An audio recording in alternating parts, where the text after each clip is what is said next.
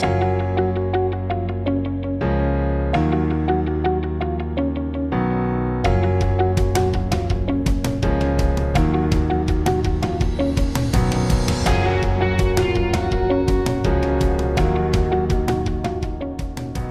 para pemirsa sekalian, selamat datang kembali di diskusi Sekolah Sabat yang dipersembahkan oleh Gereja Masih Advent Hari ke-7 Uni Indonesia Kawasan Barat. Sekarang kita telah tiba di pelajaran yang ketiga dalam pelajaran yang membahas buku Kejadian. Kita akan melihat bagaimana penggenapan nubuatan yang sudah Allah berikan kepada Adam dan Hawa ketika berseteru dengan setan. Dan di Kejadian 3, kita masuk ke Kejadian 4, ternyata ada paralel antara kedua pasal tersebut dan kita mau melihat bagaimana kelahiran dan kematian yang Tuhan sebutkan di Kejadian ketiga akan ada di Kejadian keempat. Untuk membahas ini semua, kita kehadiran Pendeta Sony Situmorang, Direktur Komunikasi Uni Indonesia Kawasan Barat, dan juga Pendeta Samuel Pardede, Direktur Komunikasi Daerah Sumatera Kawasan Selatan. Shalom Bapak Pendeta. Shalom. Shalom, puji Tuhan. Iya, Pendeta Samuel boleh di-unmute suaranya biar kita dengar dulu. Shalom. Iya. Terima kasih sudah berada di episode yang ketiga ini dan dengan judul Kain dan Warisannya. Saya ingin mengetahui pendapat Bapak Pendeta sekalian, kira-kira warisan terbaik yang bisa diberikan kepada keturunan kita itu apa sih? Apakah dalam bentuk harta atau ada dalam bentuk lain? Ini pendapat pribadi, jadi bebas untuk membagikannya. Saya mulai dari Pendeta Samuel Pardede terlebih dahulu. Ya, baik. Terima kasih, Kak Ivy. Kalau saya secara pribadi tanya, ya, apa yang harus diwariskan kepada anak-anak kita? Tentu kita mau mewariskan sesuatu yang bersifat kekal ya, bukan yang bersifat sementara. Ya, karena kita tahu bahwa yang bersifat sementara itu akan segera berakhir, sedangkan yang kekal akan menjadi milik kita segala selama-lamanya. Jadi saya rasa mungkin itu, Kak Ivy.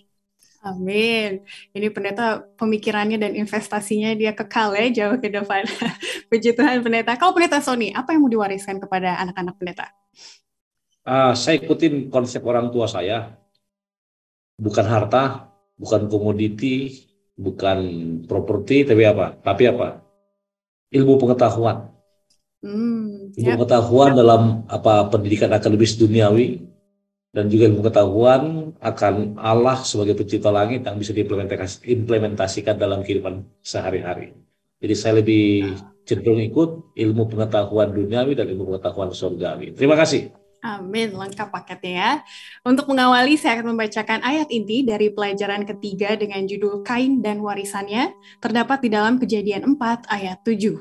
Apakah mukamu tidak akan berseri jika engkau berbuat baik? Tetapi jika engkau tidak berbuat baik, dosa sudah mengintip di depan pintu. Ia sangat menggoda engkau, tetapi engkau harus berkuasa atasnya. Pendeta Samuel Pardede boleh mulai diskusi ini dengan doa. Kita bersatu dalam doa. Bapa kami yang bertahta dalam kerajaan sorga, terima kasih Tuhan karena Engkau memberikan kesempatan kembali bagi kami untuk belajar sekolah sahabat bersama. Biarlah ketika kami berdiskusi, Roh Kudus menguasai hati dan pikiran kami, sehingga kami semua maupun pemirsa akan diberkati melalui diskusi sekolah sahabat ini. Biarlah Engkau mengampuni kami dari segala dosa pelanggaran kami, dalam nama Yesus kami telah berdoa. Amin. Amin. Bagi seorang tua yang ingin diwariskan kepada anak-anaknya pasti adalah hal yang baik-baik. Tadi kita sudah dengarkan contoh-contohnya, ada yang ingin mewariskan kekekalan melalui iman dan pengetahuan akan Allah yang kita sembah, ataupun ilmu pengetahuan, supaya diberikan pancingannya gitu ya, bukan uang sebagai ikannya, tapi diberikan pengetahuan supaya bisa cari duit sendiri, istilahnya begitu. Tapi sayangnya yang diwariskan Kain kepada keturunannya bukanlah hal-hal yang baik. Bagi para pemirsa yang sudah mempelajari pelajaran ketiga ini pasti tahu apa yang akan diwariskannya dan itu sangat-sangat sedih, tapi kita akan kembali kepada akarnya. Kenapa sih sebelum diwariskan tersebut bisa terjadi dan muncul di dalam benak Kain gitu ya. Kita akan mulai di hari Minggu dengan judul Kain dan Habel. Seperti biasa, para penulis sekolah sahabat selalu memulainya dengan mempelajari karakter yang akan kita lihat di sini. Oleh karena itu, Pendeta Sony Situmorang boleh perkenalkan kita sudah tahu sih ya siapa Kain dan Habel ini, tapi kira-kira yang mau dilihat di sini adalah bagaimana janji ataupun nubuatan yang ada di Kejadian 3 itu terjadi di Kejadian 4 melalui kisah hidup Kain dan Habel. Silakan Pendeta Sony. Kain dan Habel. Ya, dalam bahasa Ibrani-nya Kanah dan apa ya? Abel atau Abel. Nafas. Ya. Nah, jadi dari dua nama ini mengindikasikan dari terminologi ini mereka itu punya dua sifat berbeda. Ini dari nama aja ya. Satu memperoleh atau menunjukkan pemilikan, satu lagi apa? Mengarah kepada nafas, hal-hal yang lain. Tapi penulis pelajaran mengambil kata itu hanya untuk melengkapi kalimat yang di atas. Bagaimana sebenarnya karakter Kain dan Habel yang Alkitab tulis menjadi satu peristiwa terbesar di awal mulanya sejarah dunia ini. Kalau saya katakan bagaimana perkaraannya ketika orang bertanya mengenai Kain dan Habel, maka pikiran mereka akan masuk kepada persembahan pertama yang diterima dan yang kedua pembunuhan pertama yang terjadi. Jadi inilah yang saya mau buka, walaupun nanti akan ditambahkan karena ada di sini beberapa aspek yang perlu kita tambahkan. Itu dulu dari saya, Ivy. Silakan Pastor Sam. Terima kasih. Jadi Pendeta Samuel setelah diperkenalkan oleh Pendeta Sony tadi ya, bahwa sayang sekali kalau orang mengetahui nama kita karena sebuah kejadian pembunuhan gitu ya, itu yang Kain terkenal. Dan di sini kita mau melihat bagaimana ketika Adam dan Hawa pertama kali mendengar janji itu, mereka sangat mengharapkan kegenapannya yang segera. Makanya Kain mereka anggap sebagai Tuhan gitu ya, yang akan membawa kelepasan kepada mereka. Ini pertanyaan menarik nih. Ada anak yang hampir disembah oleh orang tuanya. Jadi misalnya, saya belum orang tua ya, jadi Pendeta Samuel dan Pendeta Sony yang lebih mengerti ketika anak lahir, wah begitu lucunya, begitu sayangnya, jadi lupa Tuhan kadang-kadang gitu ya Pendeta ya. Ke hari Sabat, salahin anak misalnya, iya repot ngurus anaknya jadi telat dan lain-lain. Ataupun pelan-pelan menghilang dari pelayanan karena alasannya repot mengurus anak dan lain-lain. Menurut Pendeta, bagaimana cerita Hawa memperlakukan Kain itu sebenarnya masih ada juga di sekarang ya, bagaimana kita menyembah anak dalam tanda kutip. Silakan Pendeta pendapatnya. Ya, baik, terima kasih. Tentu kita semua mengetahui ya kisah sebelumnya bahwa segera setelah manusia jatuh dalam dosa, Allah menjanjikan sebuah kelepasan. Dan tentu saja janji ini sebenarnya juga diwariskan atau diceritakan oleh Adam dan Hawa kepada anak-anak mereka. Ya. Seperti yang Ivy katakan tadi, pada waktu itu ya Adam dan Hawa sangat mengharapkan bahwa nubuatan tentang kelepasan itu segera digenapi. Ya, seketika Kain lahir, dia berharap bahwa Kain inilah si penebus itu. Kain inilah juru selamat itu. Kain inilah Tuhan yang akan apa? Yang akan melepaskan mereka dari persoalan yang sedang mereka hadapi. Karena mereka sudah tahu ya bahwa akibat dosa penderitaan yang mereka alami. Dan ketika Kain lahir, mereka sangat senang sekali. Mereka lupa ya bahwa sebenarnya yang diharapkan pada waktu adalah kelepasan, ya, janji kelepasan, kemenangan yang akan mereka miliki. Gantinya mengharapkan apa yang dinubuatkan itu terjadi. Kita lihat Adam dan Hawa ini berlaku, boleh saya katakan kalau bahasa sekarang ini ya mungkin memperlakukan Kain ini terlalu istimewa. Karena kita lihat tadi ya dalam pelajaran ini kan dibandingkan antara Kain dan Habel. Sampai ini maaf saja saya bilang, sampai Habel itu kalau kita namanya dibuat Habel itu sia-sia, kesia-siaan, uap. Jadi dia sangat Adam dan Hawa ini sangat memperlakukan khusus Kain sampai mengabaikan Habel. Nah, sering sekali dalam kehidupan kita ya, kita lupa kepada fokus yang apa yang paling utama dan paling prioritas dalam kehidupan kita, keselamatan. Jadi kadang-kadang kita lebih menghabiskan waktu kepada media, kepada apa yang akan kita dapatkan itu daripada yang seharusnya gitu. Dan akhirnya kita tidak mendapatkan apa-apa, malah jadi kehilangan. Bahkan saya boleh katakan betapa sedihnya Adam dan Hawa ketika menyaksikan pertumbuhan anak mereka nggak seperti yang mereka harapkan. Karena Kain menjadi seorang pembangkang. Tidak mungkin dong seorang juru selamat seorang pembangkang, kan itu ya. Seharusnya kan karakter Kristus yang harus lebih diutamakan. Ya. Karena yang ditunggu itu adalah siapa? Kristus yang ditunggu untuk membebaskan mereka. Tapi kenyataannya pemanjaan yang diberikan kepada Kain menjadikan Kain sebagai seorang apa? Pembangkang dan pemberontak. Ya, saya rasa mungkin itu Kak Evi. Iya, jelas sekali Pendeta, terima kasih. Jadi ini mengantar kita kepada pertanyaan berikutnya di hari Minggu, Pendeta Sony. Jadi bagaimana kita bisa membedakan mana yang penting, mana yang tidak. Jangan sampai kita seperti Adam dan Hawa, mementingkan Kain gitu ya, tapi jadi menyia-nyiakan Habel, jadi hilang konsep keselamatan di situ. Jadi bagaimana caranya mengetahui perbedaan antara yang penting dan tidak?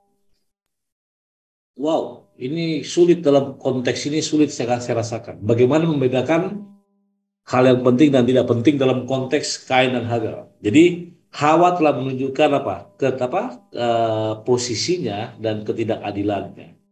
Sedangkan dalam konsep Alkitab, sebenarnya mereka dua-duanya penting ya. Kalau dalam konsep sekarang, mereka merupakan anugerah terindah dalam keluarga. Ya. Bahkan bisa kita katakan anak merupakan apa? Manifestasi kasih surga yang terimplementasi dalam kehidupan suami dan istri. Nah, penting atau tidak penting itu mengarah kepada fokus sebagai orang beriman. Maka apa yang menyenangkan hati Tuhan, apa yang membuat mereka lebih dekat kepada Tuhan, apa yang membuat mereka semakin mengasihi orang tua sebagai perwakilan Tuhan, seperti dalam kisah di atas, itulah yang kita lakukan. Dan mari kita bedakan dalam hal itu.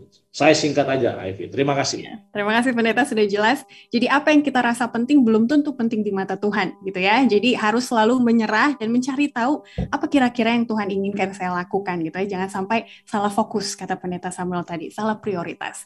Baik pemirsa, kita lanjut ke hari Senin dengan judul 2 persembahan.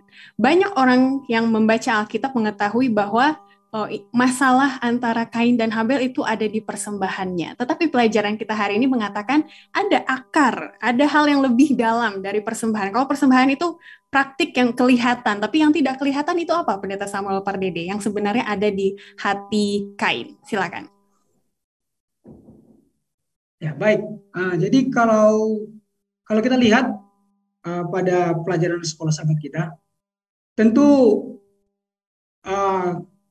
apa yang terjadi itu merupakan akar dari yang sebelumnya terjadi. Kita tahu bahwa seperti saya katakan tadi, Kain pada dasarnya oleh karena mempunyai karakter dan sifat yang suka memberontak, ya, sedangkan Habel mempunyai sikap yang berbeda, maka kita lihat hasilnya pun berbeda. Memang kalau kita ketahui ya, ini sebenarnya ada latar belakangnya juga, bukan hanya dari segi sifat dan karakter mereka. Sebenarnya pekerjaan mereka juga mempengaruhi juga kepribadian mereka. Karena kita tahu ya, kalau Kain ini kan dia seorang petani. Lalu sedangkan Habel adalah seorang apa? Gembala. Biasanya kalau petani kita harus bekerja keras. Artinya untuk menghasilkan sesuatu kita harus bekerja keras untuk menghasilkan apa? Buah. Sedangkan kalau gembala ini kan lebih memprioritaskan kepada pemeliharaan. Ya, kontak atau kasih sayang dengan ternak yang dijaga. Dan ini akhirnya mempengaruhi karakter dan tabiat mereka juga. Dan akhirnya kita tahu, akhirnya Kain menjadi seorang yang kasar, yang tidak sabaran, lalu Habel menjadi seorang apa? Yang menurut, lemah lembut. Jadi saya rasa karakter dia bukan hanya karakter pribadi mereka lah yang menjadi apa? Ya. Menjadi persoalannya. Ya, saya rasa itu Kain. Betul, jadi ini sebuah perenungan bagi kita ya, ketika kita memilih karir, mungkin anak-anak SMA gitu ya, apa yang bisa membawa karakter saya lebih baik, apa jangan-jangan saya dipengaruhi oleh karir saya. Seperti ada joke gitu ya, bercandaan kalau orang akuntan itu biasanya perhitungan gitu ya, jadi dikit-dikit, lu bisa kasih apa, saya kasih apa, seperti itu, tapi ini hanya joke saja ya. Jadi sebuah perenungan yang bisa mungkin kita diskusikan di UKSS masing-masing. Nah, Pendeta Sony Situmorang, ada persamaan antara cara pikir Kain dan cara pikir Adam dan Hawa ketika mereka sebelum berbuat dosa. Di paragraf 1, 2, 3, 4 dikatakan, sementara Habel mematuhi instruksi Tuhan, ya kan? Kain tidak. Hawa pun demikian. Ketika dikatakan jangan memakan buah, akhirnya itu juga yang dilakukan. Jadi bagaimana pendeta mau menekankan pentingnya mematuhi firman Tuhan? Dari minggu lalu saya ingat Pendeta Sony Situmorang selalu katakan 10 hukum Tuhan, 10 hukum Tuhan. Itu sudah cukup gitu ya bagi kita untuk turuti daripada peraturan-peraturan yang lain. Silakan Pendeta. Baik, tadi sudah jelaskan bahwa konsep yang Tuhan atau penulis Alkitab dalam hal ini Musa tekankan dalam kisah ini apa? Bagaimana kita menyembah Tuhan, bagaimana kita menghormatinya, bagaimana kita mengakui dia sebagai Allah pencipta langit dan bumi. Hal itu terimplementasi dari perintahnya dengan instruksi yang sangat jelas. Bahkan kalau sudah lihat paragraf ketiga, sangat jelas, tanpa pertumpahan darah tidak ada pengampunan dosa. Dalam konteks itu ya, perjanjian lama ya. Ketika Adam dan Hawa keluar dari Taman Eden, maka jaminan garansi bahwa akan ada juru selamat yang akan mati, itu anak domba tersebut. Mulai saat itu mereka melihara korban, dan korban berakhir pada tahun 31 ketika Yesus tersalib di kayu salib, benar ya? Nah, bagaimana dengan hal ini? Saya senang, kenapa saya katakan 10 hukum? Karena 10 hukum ini merupakan perwujudan atau manifestasi dari hormat kepada Tuhan dan hormat kepada dan mengasihi manusia. Kasih kepada Tuhan dan kasih kepada manusia. Lalu ketika tadi pertanyaannya, ada persamaan Kain dan Hawa, lalu apa yang harus dilakukan? Saya hanya ingat di bagian bawah, tadi saya coba buka, apa sih, kenapa dihubungkan dengan Mika 6 ayat yang ke-7? Yeah. Kan dikatakan, kenapa dihubungkan? Saya coba buka Mika, seperti lain, namun ada penekanan khusus dari penulis. Saya akan baca ya. Mungkin agak sedikit di luar konteks, walaupun ada mengarah kepada apa yang Tuhan minta dari Habel. Dikatakan begini, ayat yang ke-7. Berkenankah Tuhan kepada ribuan domba jantan, kepada puluhan ribu curahan minyak? Akan kupersembahkan anak sulungku karena pelanggaranku, dan buah kandunganku karena dosa aku sendiri. Nah, saya berpikir begini, kenapa sampai Mika menulis ini dihubungkan dengan pelajaran ini? Lagi-lagi, siapa? Penulis pelajaran Jacques ingin menampilkan bahwa yang pertama dan terutama dan prioritas hidup kita apa? Sembahlah Allah, ya kan? Sembahlah Allah, muliakanlah Dia. Artinya whatever, apa saja yang Dia mau minta, apa saja yang Dia mau lakukan, nggak usah banyak tanya. Jalan dengan iman. Jalan dengan apa? Keyakinan. Pisteo, bahasa Greka, atau pistis ya. Atau bahasa Ibrani apa kemarin? Numa, iman yang dihidupkan. Sembah Allah, apa yang dia minta. Dan terbukti ketika Habel, tadi Pastor Sam katakan, ketika Habel mempersembahkan apa yang dia korbankan dan Kain mempersembahkannya, maka yang diterima Tuhan adalah apa yang diinstruksikannya, apa yang dia minta. Bukan apa yang saya mau persembahkan. Di dunia ini Ivy, Pastor Sam, sekarang saya bukan, bahkan di gereja, kebanyakan orang bersikap seperti Kain. Dia hanya mau mempersembahkan apa yang dia mau persembahkan, bukan mempersembahkan apa yang Tuhan minta dipersembahkan dia. Terima kasih. Iya, sangat dalam ya pelajarannya bagi kita sekarang ini. Dan sambil Pendeta Sony tadi berbicara, saya jadi teringat 1 Samuel 15 ayat 22 ya. Apakah Tuhan itu berkenan kepada korban bakaran dan korban sembelihan sama seperti kepada mendengarkan suara Tuhan? Sesungguhnya mendengarkan lebih baik daripada korban sembelihan. Artinya, obedience is better than sacrifice. Ada tuh ya, penutupan korban atau persembahan, itu yang menjadi inti dari pelajaran kita di hari Senin ini. Pendeta Samuel, ada yang mau ditambahkan mengenai ini? Silakan. Ya, betul. Ya, seperti dikatakan oleh Bapak Pendeta Situmorang, ya. Yang paling penting adalah penuntut kita. Jadi bukan soal apa yang kita persembahkan, tapi apa yang diminta kita persembahkan. Ya, itu yang paling penting. Terima kasih. Amin. Terima kasih sudah menyimpulkan dengan baik. Kita lanjut ke hari Selasa dengan judul tindak kejahatan. Kita ketahui bahwa seperti di Matius juga ya, Tuhan mengatakan ketika kita marah kepada saudara itu sudah membunuh juga. Karena tindak kejahatan Kain itu dimulai dari hatinya. Kalau kita baca Kejadian 4 ayat 5 dikatakan hati Kain menjadi sangat panas dan mukanya muram.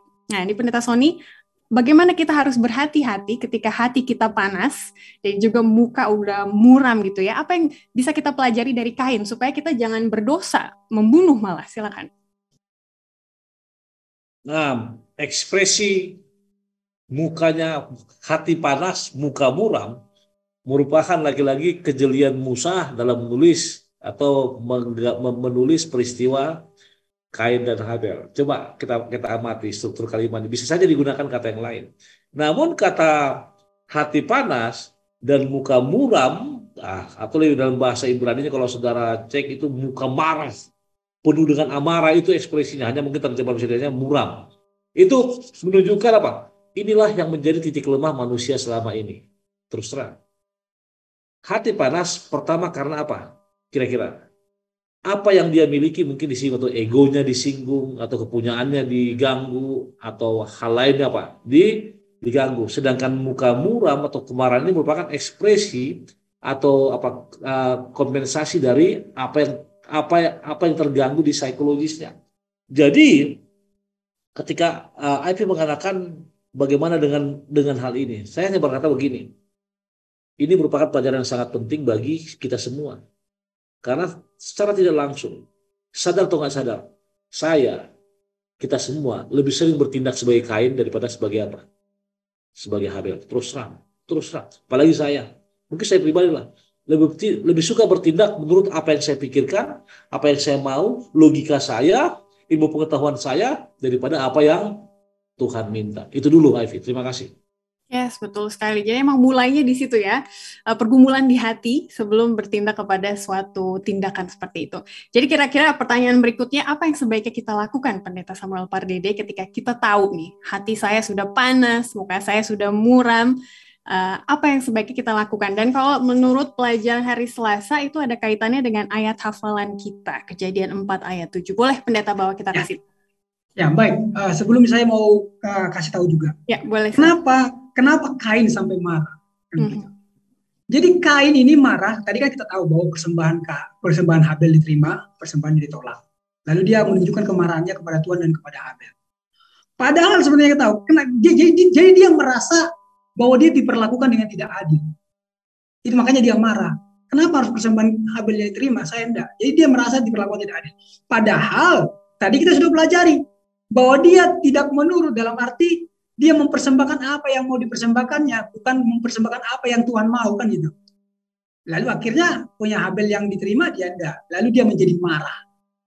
Nah itu dia, dan dia misalnya marah kepada Tuhan dan kepada apa? Habel. Nah, mungkin ini sering kita alami dalam kehidupan kita. Sering kita marah kepada Tuhan. Tuhan, kenapa kamu begini? Padahal sebenarnya awalnya kita enggak nurut. Lalu dampak ketidakpenurutan kita itu yang kita alami sekarang. Tapi kita mau membalikan kemarahan itu kepada Tuhan. Nah, kalau ini terjadi, yang pertama apa yang harus kita lakukan? Yang pertama adalah dikatakan, apakah mukamu tidak akan dapat senang kalau kamu berbuat apa katanya? Baik. Apakah wajahmu nggak akan berseri? Artinya berbuat baik. Supaya kita nggak marah, nurut. Perbuatan baik yang dimaksud adalah menurut ya. Nurut aja, pasti wajahmu berseri. Kalau kita nurut, wajah kita akan berseri. Kenapa? Karena kalau kita menurut, Tuhan senang, dan kita pun sebenarnya apa? Senang. Karena hasilnya kita akan terima. Lalu wajah kita akan berseri. Itu yang pertama. Jadi berbuat baik dalam arti berperilaku dengan cara yang benar. Itu maksudnya. Lalu yang kedua, apalagi yang dikatakan, ingat, dosa kita sedang mengintip, ya, menggoda kita untuk melakukan kejahatan. Kan tadi sudah oke. Ketika dia merasa dia diperlakukan tidak adil, ingat, jangan lupa kalau hal ini kita alami, maka kita perlu mengendalikan diri. Ya, yang kedua adalah mengendalikan diri. Jadi setelah menurut, lalu kalau misalnya ada yang menggoda kita untuk berbuat dosa sama seperti Kain, perlu mengendalikan apa? Mengendalikan diri. Sehingga kita tidak terjerumus jatuh ke dalam dosa. Itu makanya apa? Kita harus apa? Harus berhati-hati. Itu makanya di dalam Yakobus 1:14 dikatakan, ya, tetapi tiap-tiap orang dicobai oleh keinginan sendiri. Ya, karena ia diseret dan dipikat olehnya. Jadi kita perlu apa? Mengendalikan diri. Your great enemy is yourself. Ya. Oke, terima kasih. Amin, terima kasih. Jadi yang pertama, disenyumin aja gitu ya. Kita buat berseri, berbuat baik. Dan yang kedua, kendalikan diri. Kalau misalnya di tempat tersebut membuat kita marah, mungkin jangan di situ dulu gitu ya. Dan lain-lain, ada banyak hal yang bisa kita lakukan. Terima kasih, ini menarik. Dan saya rasa diskusi di UKSS masing-masing pasti akan seru dia kalau ngomongin ini. Kita lanjut ke hari Rabu dengan judul Hukuman Kain. Jadi apa yang menjadi bagian dari Kain setelah dia membunuh adiknya seperti itu ya. Dan kalau kita lihat ada banyak kesamaan antara perlakuan Allah kepada Adam. Yang pertama, Allah mencari, ya kan ya, di manakah engkau, itu kepada Adam, dan kepada Habel juga, apakah yang telah kau perbuat ini, gitu ya. Lalu yang berikutnya, Adam merasa takut, Kain juga merasa takut, dan kira-kira respon apa yang bisa kita lihat di sini? Pendeta Sony, silakan.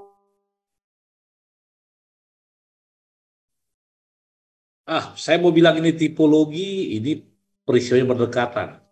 Biasanya tipologi itu digunakan perjanjian lama ke perjanjian baru kan begitu.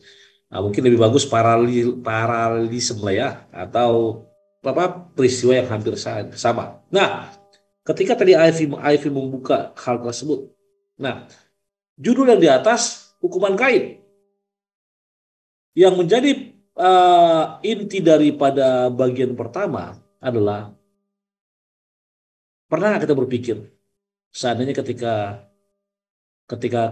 Kain merasa marah, tersinggung, kemudian murka, lalu dia membunuh Habel. Gantinya dia tidak mengaku dosa, maka dia menyangkalnya. Saya lebih cenderung begini, kalau seandainya peristiwa ini berbalik, ketika dia bunuh, dia sadar, Tuhan maafkan saya. Mungkin cerita lain ya, Ivy ya, atau Pastor Sam ya. Tapi yang dia buat adalah apa? Dia menyangkalnya, saya lupa bahasa Gerikanya. Dia pokoknya menyangkalnya yang secara tidak langsung dia menantang Tuhan. Bahkan kalimat yang dia gunakan nantilah, apakah aku penjaga adikku, merupakan satu kalimat yang secara implisit jelas menantang eksistensi Tuhan. Bahkan ketika Tuhan menanyakan pertanyaan ketiga, dikatakan, apa yang kau perbuat? Dia bahkan tidak menunggu jawaban, katanya di sini. Ini merupakan apa? Satu gambaran bahwa kita pun manusia sering menentang Tuhan. Sering menjadi pembunuh dalam konteks apa? Konteks lain, bukan membunuh orang. Kenapa saya bilang begitu? Ketika Kain membunuh Habel, maka hati Tuhan tersakiti. Dan dalam aspek lain, kita sangat sering menyakiti hati Tuhan. Sehingga, saya mau katakan, inilah pembukaan hukuman Kain yang nantinya akan kita terima juga jika kita melakukan apa yang dibuat oleh Kain pada masa yang lalu. Itu mungkin pendahuluan. Silakan, lanjutkan, Ivy. Iya, baik sekali. Emang kita bisa melihat bagaimana perlakuan Tuhan kepada kita melalui cerita-cerita ini, gitu ya. Tuhan menginvestigasi, selalu menanyakan, Ivy, di mana engkau? Bukan inginnya mau menghukum, tapi membawa kita kepada pertobatan. Dan sedihnya di kisah Kain ini, setelah Tuhan memberikan vonisnya, gitu ya, alias kamu akan menderita begini, baru seperti lembek hatinya Kain, gitu ya. Coba kita lihat kehidupan kita juga ya, Pendeta Samuel Pardede. Kadang kalau udah kena nggak enaknya gitu, baru kita ngerti ya, oh iya Tuhan harusnya saya nggak begini. Tapi pertamanya ditantang dulu kayak yang tadi Pendeta Sony katakan. Apa pelajaran penting yang bisa kita ambil di sini, Pendeta Samuel? Ya, jadi dari sini kita dapat belajar ya, apa yang didapatkan oleh Kain, ya apa yang didapatkan oleh Kain karena pembangkangannya. Padahal sebenarnya pada awalnya ya kan seperti yang saya katakan tadi, tentu dia dengar dengan jelas dari orang tuanya bagaimana rencana penebusan yang akan dilakukan oleh Tuhan kepada mereka. Nah, satu hal yang menarik dari hukuman Kain ini, kalau kita lihat, sebenarnya yang paling ditakutkan Kain bukan hanya sekedar jauh, dia pergi jauh secara geografis, tidak. Ya, yang dia takutkan adalah dia jauh. Makanya kata-kata ditekan itu, dia pergi dari hadapan Allah. Ya. Jadi dia takut Allah biarkan dia. Itu yang paling dia takut. Dia takut Allah meninggalkan dia. Karena dia tahu hanya Allah satu-satunya ya sumber pengharapan dan keselamatannya. Itu yang paling dia takutkan. Jangan sampai Allah meninggalkan dia. Itu makanya Allah memberikan janji bahwa engkau akan kulindungi. Walaupun kau pergi, kau akan kulindungi. Bahkan membalaskan katanya 7 kali apa yang dilakukan orang jahat kepadamu. Jadi memang Allah kita yang luar biasa. Udah jahat sudah kita berbuat salah ya, tapi tetap dia menjaga dan melindungi kita. Ya, yang walaupun kita tahu konsekuensi dosa tetap ada ya, karena dikatakan bukan hanya tanah ya, sebenarnya bukan hanya tanah aja yang terdampak akibat dosa yang dilakukan oleh Kain ini. Karena kita tahu memang dari segi eh, ya tanah itu memang jadi terkutuk ya, jadi terkutuk. Tetapi yang paling menyedihkan adalah apa? Dia jauh dari hadapan Tuhan. Itu makanya katakan memisahkan kamu dan Allahmu adalah dosamu. Ya, ya, jadi saya rasa mungkin itu. Terima kasih. Iya, amin. Kain sudah mengalami ya bahwa jauh dari Tuhan akan membuatnya takut menghadapi kehidupan. Dan Adam dan Hawa juga sudah tahu jauh dari Tuhan ketika mereka kehilangan pakaian kemuliaan, mereka jadi malu gitu ya, hidup tanpa kehadiran Tuhan. Jadi semoga pemirsa dan kita semua juga bisa mengambil pelajaran penting bahwa tanpa Tuhan kehidupan akan penuh dengan ketakutan dan rasa malu. Apakah kita mau seperti itu atau kita mau pilih jalan yang lain yang Tuhan sudah tawarkan melalui janjinya? Amin. Kita lanjut ke hari Kamis dengan judul kejahatan manusia. Nah, disinilah akan kita lihat bahwa yang diwariskan oleh Kain adalah kejahatan. Karena kita akan lihat dari cucu-cucunya dan lain-lain bagaimana cerita Lamek terlebih khusus itu mengkonfirmasi warisan kejahatan tersebut. Pendeta Sony boleh bawa kita ke situ. Baik, kejahatan manusia. Ketika penulis pelajaran menulis judul ini, maka bukan hanya Kain yang dia singgung, bahkan bukan hanya Adam atau Hawa, tapi dia masuk pada cucu. Nah, saya berpikir begini, Ivy dan juga Pastor Sam. Ini artinya penulis Jacques ini benar-benar seorang profesor di Perjanjian Lama yang mengarah kepada linguistik bahasa ya, tata bahasa. Kenapa? Dia sendiri langsung coba perhatikan paragraf pertama. Saya senang baca itu. Cucu Kain, Lamek merujuk pada kejahatan Kain dalam konteksnya sendiri. Konteksnya sendiri artinya apa? Dalam dia punya dunia sendiri. Perbandingan antara kejahatan Kain dan kejahatan Lamek bersifat instruktif. Sementara Kain tetap diam, yang satunya kejahatan tercatat, Lamek tampaknya menyombongkan akan kejahatan dan mengungkapkannya dalam sebuah lagu. Itu sebabnya dalam Kehidupan 34 kita akan bisa itu. Nah, hanya perbedaannya saat Kain meminta belas kasihan Tuhan, Lamek tidak tercatat memintanya. Sementara Kain dibalas 7 kali oleh Tuhan, Lamek percaya bahwa dia akan dibalas 70 kali. Sebuah petunjuk bahwa dia sangat menyadari kesalahannya. Jadi yang saya mau bawa pertama adalah Lamek dan Kain sama-sama manusia berdosa. Namun perbedaannya, Kain menunjukkan apa saya katakannya. Tadi pelajaran bagian hari Rabu bagian bawah, Kain itu dikutuk untuk apa? Dikutuk untuk akan menjadi pengungsi jauh dari Tuhan. Walaupun Tuhan tetap menjaga dia. Sedangkan Lamek di sini dia sangat meyakini bahwa dia akan dibalas 77 kali. Intinya apa? Kita bisa bawa bahwa kejahatan manusia pasca Kain kemudian sampai ke cucunya masih terus terjadi bahkan hingga saat ini. Itu pendahuluan. Terima kasih, Ivy. Ya, betul sekali pendeta, dan kita akan lihat bagaimana nanti di minggu depan kita akan belajar air bah gitu ya. Jadi memang moralitas itu turun terus semenjak Kain. Kalau pendeta Samuel Pardede bisa melihat nggak pendeta? Kan kita sekarang hidup pandangan kita ke depan itu pendek ya pendeta ya. Tapi kalau misalnya orang tua saya selalu nasihatin saya, Ivy hati-hati dalam bertindak karena konsekuensinya itu sampai turun-menurun loh gitu ya. Kamu berbuat jahat sekarang, mungkin anakmu nggak apa-apa tapi cucumu mungkin akan terlihat. Itu benar ya pendeta atau itu hanya mitos belaka bahwa kejahatan itu turun-menurun? Baik, terima kasih Ivy ya. Memang kalau kita lihat ya tendensi tusin ya, kecenderungan untuk berbuat dosa ini, jadi yang diwariskan adalah kecenderungan untuk berbuat dosa ya. Jadi bukan dosanya. Nah, maksud saya begini. Kalau kita lihat memang ya apa yang dilakukan oleh Lamek itu bercermin kepada kakeknya. Jadi dia pikir begini ya, saya ini kan bahasa sederhananya begini. Saya ini anak Tuhan kan, Tuhan pasti jaga saya lah kan gitu. Tapi tidak mau menurut Tuhan gitu. Buktinya kakek saya akan tetap dilindungi kok 7 kali lipat. Kalau ada orang yang ganggu dia 7 kali lipat dibalasan. Apalagi saya bisa 70 kali. Ya, jadi dia hanya bangga sebagai orang yang dijaga Tuhan tapi tidak menurut Tuhan. Serius kita kan merasa sebagai anak Tuhan kita, tapi bukan jadi pelaku firman Tuhan. Saya ini kan anak Tuhan tapi tidak melakukan firman Tuhan, ini menjadi masalah. Dan apa yang kita buat ini jangan lupa, hati-hati. Ya, itu akan dilihat oleh anak-anak kita. Dan biasanya dosa inilah jahatnya dosa. Dan biasanya dosa ini akan melipat gandakan. Makanya terjadi kan degradasi itu, penurunan itu berlipat-lipat kali ganda. Ya. Kalau satu kali kejahatan dilakukan oleh orang tua ketika dilihat oleh anaknya, maka tendensi ya bagi anaknya untuk melakukan 2 kali lebih jahat. Itu makanya tendensi yang saya katakan dari kecenderungan. Dan ini yang dilakukan oleh Lamekh. Bahkan sampai seperti pendeta Stung orang katakan tadi. Alangkah sedihnya kalau tadinya Kain masih sedih dia. Masih menyesal dia. Sekarang Lamekh malah bangga diumumkannya kepada istri-istrinya.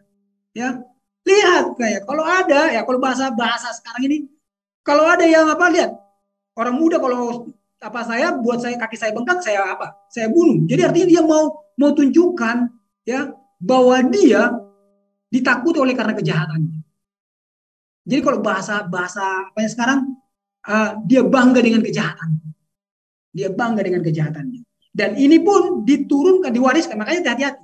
Sikap seperti ini pun akhirnya dilihat oleh anak-anak cucunya. Itu makanya kalau kita lihat ya.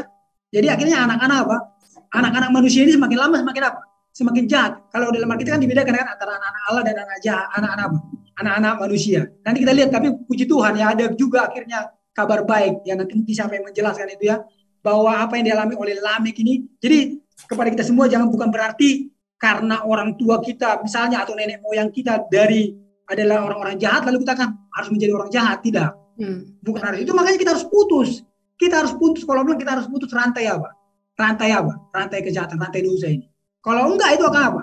Semakin lama semakin lebih parah. Ya, jadi saya rasa mungkin itu Kak Ivy.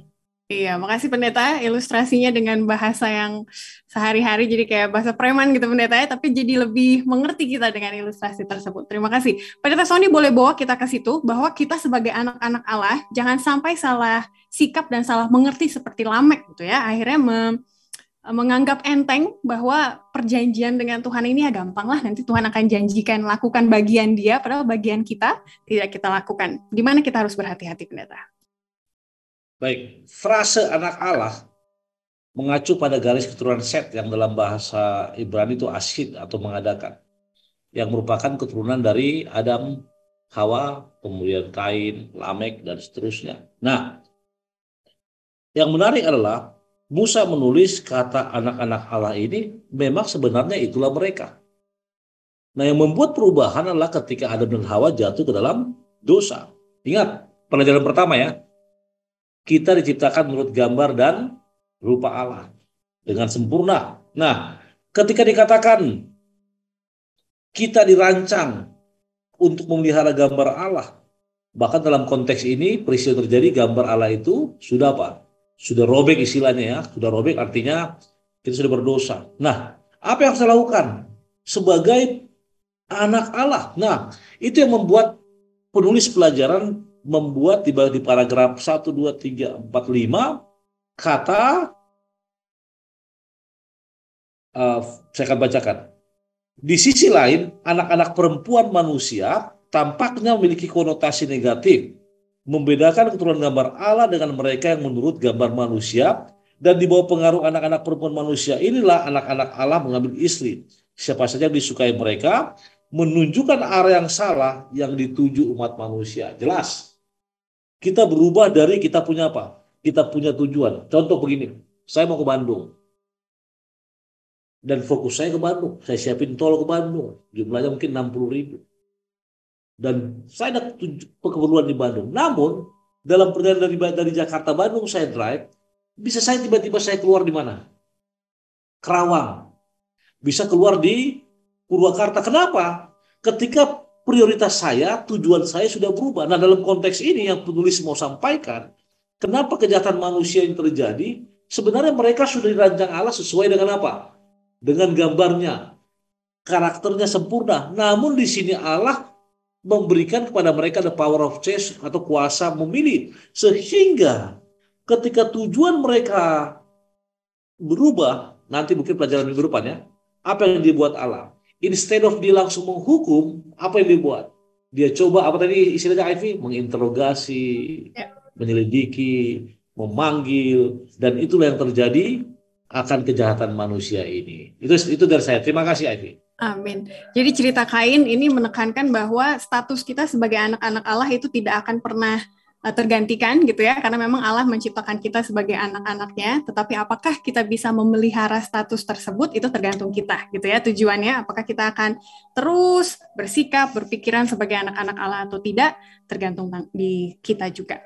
Baik, sebagai closing statement, kita akan masuk ke pernyataan penutupan. Mungkin bagi pemirsa yang menonton, mungkin sudah hilang harapan. Ya, saya sudah keturunan keberapa dari Kain ya Bapak Pendeta ya. Moralitas saya sudah degradasi jauh lah gitu. Jadi apa harapannya kepada saya ataupun anak-anak saya, cucu-cucu saya ke depannya bahwa masih akan tetap bisa jadi anak-anak Allah sampai pada akhirnya. Mungkin harapan itu sudah tipis bagi beberapa orang melihatnya. Tapi apa yang mau Pendeta sampaikan? Semangat, motivasi, nasihat. Saya mulai dari Pendeta Sony terlebih dahulu. Saya senang dengan saya lupa ayatnya. Allah itu tidak akan berubah kemarin, hari ini, dan yang akan datang. Ketika Allah sudah mengatakan bahwa dia menginterogasi atau menyelidiki oleh karena kasihnya, maka pada zaman modern ini atau pada zaman sekarang ini, ketika kita diinterogasi Allah, dalam tanda kutip ya, dalam konteks lain ya, contoh, orang tua kita menasihati kita. Mungkin di jemaat, tua-tua jemaat atau gembala menasihati kita. Atau teman kita sendiri yang tahu kita agak sedikit keliru menasihati kita. Maka ingatlah, itu merupakan suatu janji yang Tuhan berikan melalui perantaraan orang-orang tersebut. Sehingga pengharapan kita akan keselamatan tetap terpelihara. Dan satu kata yang pasti seperti pelajaran sekolah sahabat ini, warisan Kain bisa saja menjadi milik kita kalau kita berperilaku sepertinya. Tapi warisan Kain kita bisa hindarkan dan kita akan kembali ke warisan pencipta kita. Hanya dengan beriman, menuruti perintahnya. Dan yang paling penting pelajaran hari Senin, mempersembahkan apa yang dia ingini, bukan apa yang saya mau. Terima kasih Ivy. Amin. Saya bantu dengan ayatnya tadi ya Pendeta, Ibrani 13 ayat 8. Yesus Kristus tetap sama baik kemarin maupun hari ini dan sampai selama-lamanya. Jadi walaupun manusia yang berubah, Allah tidak berubah. Jadi jangan berharap kepada manusia, tapi berharaplah kepada Tuhan. Pendeta Samuel Pardede bagaimana? Ya, baik. Terima kasih Kak Evi. Seperti Kak Evi katakan tadi, betul ya, degradasi itu semakin lama semakin kita rasakan. Tadi kan dari awal sudah dikatakan bahwa sebenarnya manusia diciptakan segambar dan serupa dengan Allah. Akibat dosa, makin lama kita makin jauh. Apalagi kalau kita bercermin kepada kepada kakek kita, nenek moyang kita yang juga adalah orang berdosa, ya semakin lama semakin buruk, mereka akan semakin jauh kita. Oleh sebab itu, pada siapa kita bercermin? Kita harus kembali kepada citra awal, ya, citra awal yang Allah telah beritahu di dalam Alkitab. Bagaimana supaya kita bisa tahu? Ya sama seperti Henok, karena disinggung juga di sini Henok ya. Dia bergaul dengan Allah. Karena sudah makin lama orang semakin jauh kepada Tuhan. Maka sekarang kita harus mendekatkan diri kepadanya supaya kita tahu bagaimana sih gambar dan rupa Allah itu sesungguhnya. Setelah kita tahu gambar dan rupa Allah sesungguhnya, akhirnya kita akan mencerminkan kehidupan dan karakter sama seperti dia. Jadi jangan putus harapan. Yang walaupun kita tahu manusia semakin buruk memang banyak zaman sekarang ini, semakin lama semakin jahat, tapi kita masih punya pengharapan. Ketika kita mendekatkan diri kepadanya, maka kita akan semakin serupa dengan dia. Ya. Kiranya ini bisa memberikan semangat kepada kita orang-orang muda untuk tetap berharap dan bersandar kepadanya dan semakin dekat dengan dia. Terima kasih. Betul, jadi tidak salah pilih kita belajar mengenai kejadian. Mungkin orang sudah bosan gitu ya, kenapa harus balik lagi belajar kejadian? Anak kecil juga sekarang yang ini di episode kali ini. Oke, kita akan menutup dengan doa. Saya kembali ke Pendeta Sony, boleh tolong berdoa bagi kita? Baik, kita berdoa. Bapak Semawi, terima kasih Tuhan atas pelajaran yang indah pada pekan ketiga, di mana kami boleh melihat bagaimana Kain mempunyai warisan yang boleh kami tidak terima, asal kami mengikut pada Tuhan. Terima kasih Tuhan karena Engkau telah menuntun hamba-Mu, Pendeta Samuel Pardede, Ivy, demikian juga Daniel di belakang layar, yang boleh mempresentasikan pelajaran ini. Biarlah Bapak, apa yang kami tampilkan ini diberkat bagi banyak pemirsa, sehingga mereka akan semakin dikuatkan. Berkati kami semua Tuhan, khususnya pelajaran sekolah sahabat ini, berkati para pemirsa dimanapun mereka berada, terpuji nama Tuhan, dalam Yesus kami berdoa. Amin. Amin. Terima kasih Pendeta Sony Situmorang dan juga Pendeta Samuel Pardede. Dan para pemirsa sekalian, kita akan bertemu minggu depan. Kita akan membahas mengenai air bah yang menjadi kontroversi bagi sejuta umat gitu ya. Kenapa kalau Allah yang baik memperlakukan umat manusia di zaman tersebut seperti itu? Sampai kita ketemu lagi, Tuhan memberkati kita semua.